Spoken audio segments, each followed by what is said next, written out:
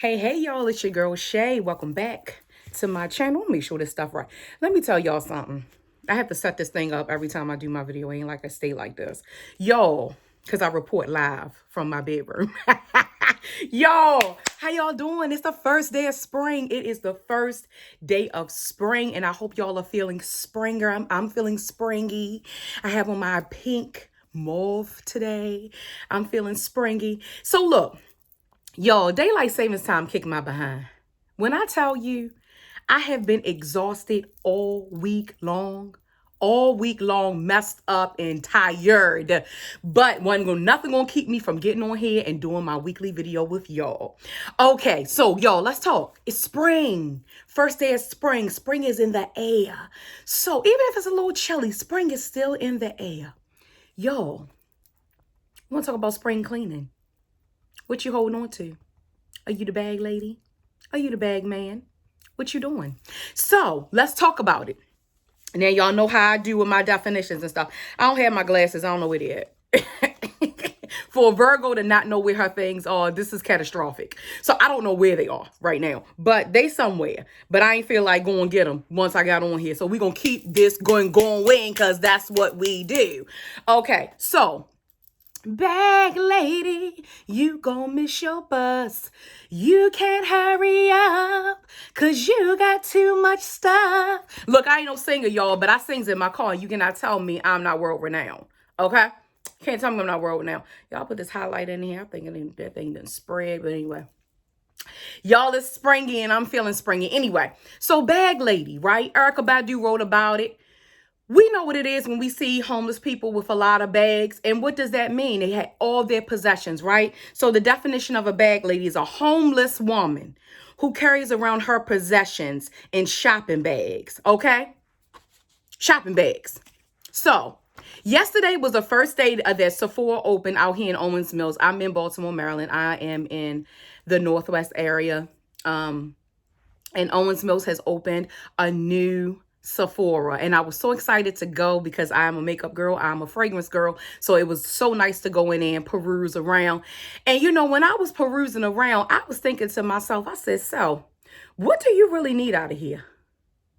Brings me to the type of bag. So we talking about being homeless. Y'all stay with me. Y'all know I be going here, there, and everywhere, but y'all stay with me. Y'all know I'm getting to a point. Okay, so let's talk about the types of bags that you have. Because at the end of the song, Erykah Badu says, to my garbage bag ladies, to my grocery bag ladies, to my Gucci bag ladies, to my dime bag ladies, okay? So that's some stuff you holding on to, old stuff, garbage. It's some stuff that you're eating away, emotional eating, okay? Then you have some Gucci bags, some excessive spending, that type of stuff. So I thought about myself when I was in there because I know what my bags are. You know what I mean? And that's one of them. Shopping. And then my dime bag ladies, if you have problems with substances or alcohol or something like that, putting, that kind of stuff, illegal substances in your body. So that's what the types of bags, those are the types of bags that we could carry around, right? So what does it mean when we talk about spring cleaning? We got to get rid of these bags, y'all. Not only that, it's going to keep us from being our best. It's going to keep us from being light. It's going to keep us from going. And it also says a homeless person. So when you think about having a lot of bags, you think about not being centered. Y'all with me? Not being whole, not feeling stable. That's why you're carrying around all these excess bags. That's what that means. So when we think about it metaphorically, when we think about it spiritually, that's what we think about. We toting around all this stuff with us because we don't feel a sense of home within ourselves, whether we won't want to sit with our emotions, whatever it is we don't want to sit with. So I urge you today, get that notebook. Y'all know, put me on pause. If you need to, go get that notebook and let's work. Okay, so let's talk about the areas that really stand out to me in my mind about what areas people have a hard time letting go of, that they just want to carry with them. And then it ends up transforming into you eating too much, eating too little, whether you are shopping too much, that type of stuff. Okay, so first thing is relationships. Relationships, they the heart of it. They are the heart of it. Relationships are the heart of it. I said first thing, but actually that is the whole thing. But there are different types of relationships. I'll get into that. So, relationships. So, let's define relationships. The way in which two or more concepts, objects, or people are connected, or the state of being connected. So you have a relationship with food, you have a relationship with alcohol, you have a relationship with your parents, you have a relationship with your siblings. So all of these things are relationships and they can become unhealthy. So let's talk. The three types of relationships that I've identified, that I've sat with, that really have come out to me in my mind, that stand out to me in my mind about what types of relationships can have you holding on to, having you not letting go. Okay, so let's define it. The family relationship, upbringing, trauma, sexual or physical abuse, any of those things that can really have an impact on what you are having a hard time letting go, what you're having a hard time letting go of. Okay, so explore those things in your mind. Second thing, intimate partnerships, intimate relationships. Okay, whether it's domestic violence, you've been abused constantly, and you go from one abusive relationship to the next, one abuser to the next. Toxic relationships, just because in abusive relationships, when I'm thinking about domestic violence, I'm thinking about physically someone putting their hands on you. And then we can talk about toxic relationships, emotional abuse, something that's this unhealthy cycle. You know, you breaking up every week, then you getting back together. You breaking up every weekend and you getting back together. You know, y'all can't seem to come to a common ground. You want a relationship, they don't. That type of thing, or vice versa. Whatever the case may be, that's it right there when I think about toxic relationships, not bringing out the best in you. Someone who's not bringing out the best in you. Okay. And you not bringing out the best in them. All right. Then you think about situationships. Situationships can be so toxic. And I've talked about situationships before. And I've had so much experience with situationships. It was sickening. And I think it's anybody that's been single for a while, you have experienced this on a numerous of occasions, and they can be very toxic, and you can be holding around that stuff saying, why didn't they pick me? Why wasn't I the one that they got in a relationship? Because you'll see some of these people be in a situationship, honey, they get out with you, whatever. You say, look, you don't want a relationship. All right, I'm gonna move on. You finally make that move for yourself. You see them getting, they say they ain't never wanted a relationship. You see them on social media with somebody else. Been there. Been there.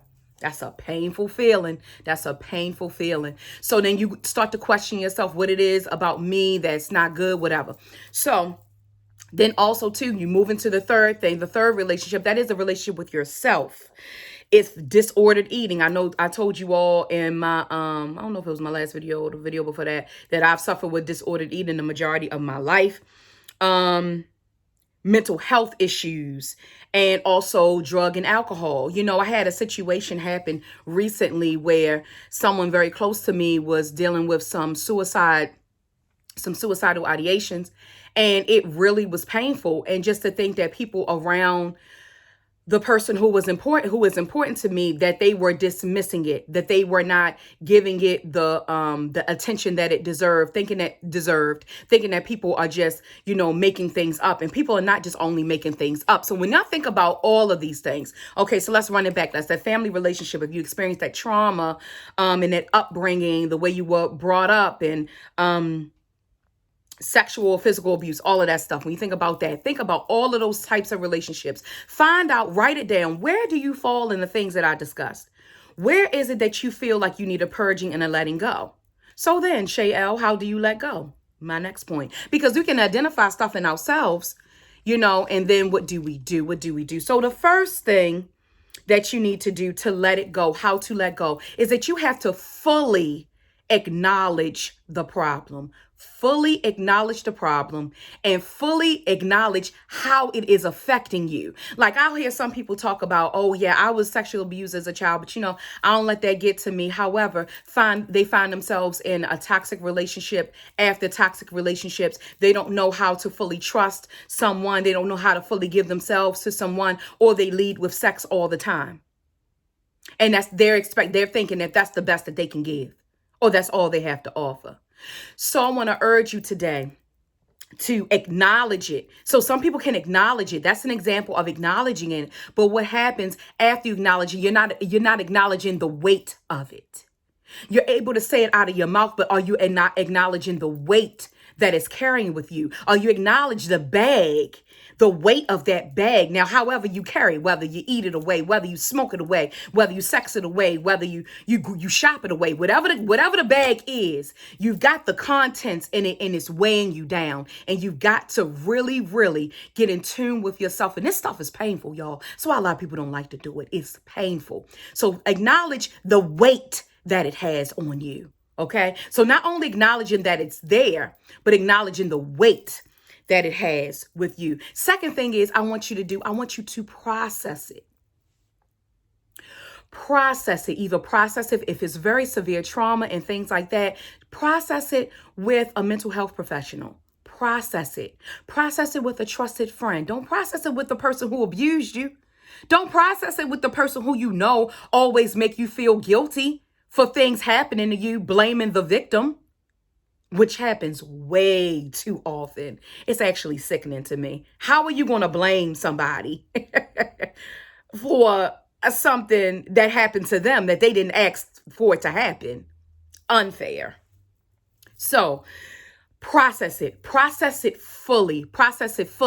And going back to that situation where the person who was close to me was having these suicidal thoughts and just, going through it and the person, people not acknowledging it, people not having he don't have anybody to process it through with, which was very painful for me. And the minimization of it. Don't let people minimize it. You got to be able to flush this stuff out and process it with a safe person. And if you don't have any safe people, then there are mental health professionals that are happy and willing to help you. Okay. So it's nothing wrong with needing assistance.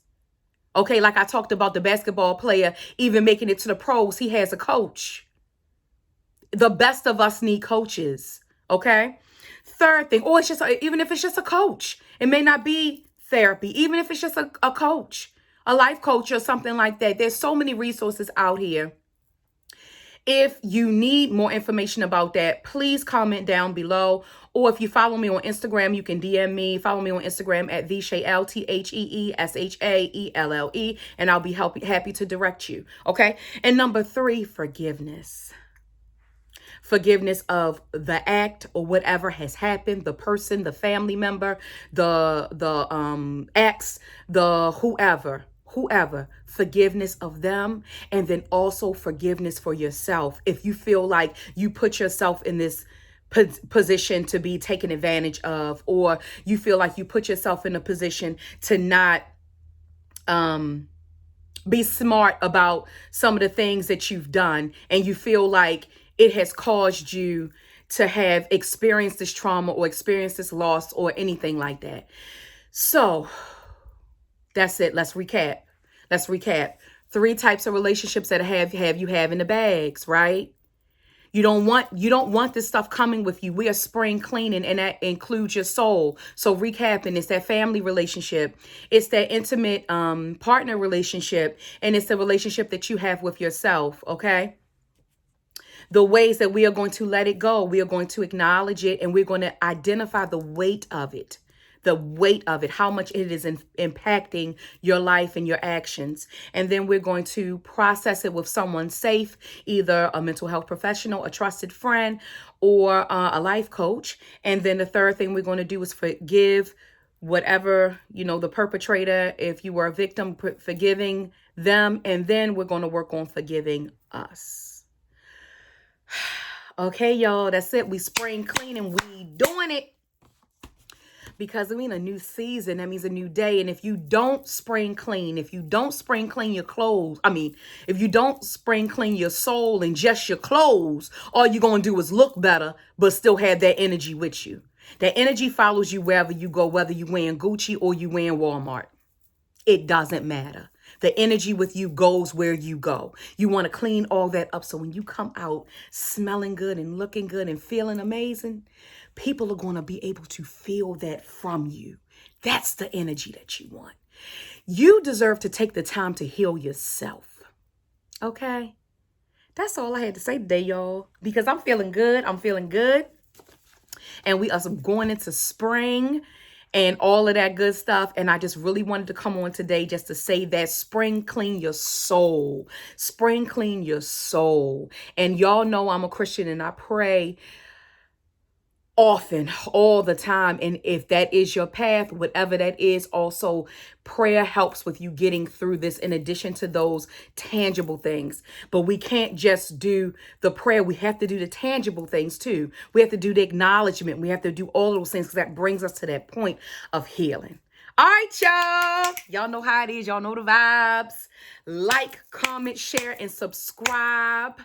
Follow me on Instagram where I'll be talking about spring cleaning all week.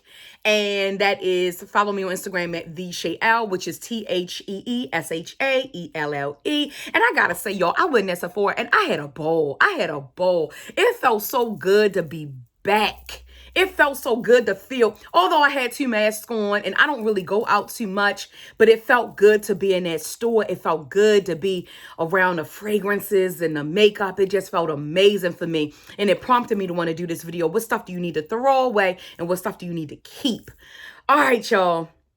I hope this has helped you. I always call myself ending this video, but don't never do it on time. That's why y'all love me, right? All right, y'all. I appreciate it. So don't forget to comment down below. Let me know what you're thinking. Let me know what you spring cleaning. I want to hear from you. I really do. I want to hear from you. I want to know that you're doing well. I want to know some things that you're working on that you that have helped you, so we can share that with the community. We can share that with the community so we can all get better. Okay? That's including myself. All right, y'all. I hope this message has inspired you. I hope this message finds you blessed. Like, comment, share, and subscribe. And I'll see you all in my next video.